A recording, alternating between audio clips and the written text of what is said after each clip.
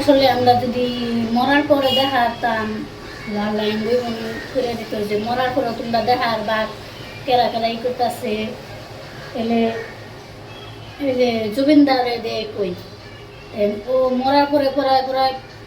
আসামের 90% 100% মানুষই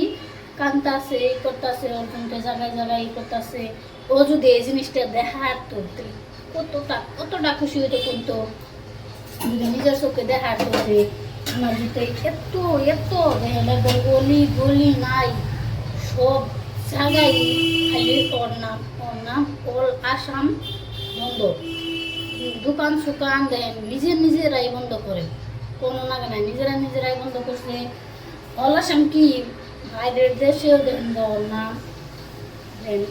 অলিতে গুলিতে ওখানে গিয়ে সবাই কান্দাচ্ছে সব প্রহানরা কান্দাচ্ছে খালি প্রহান না কত কত মাওরাও আছে যে জমিন নিয়ে কান্দাচ্ছে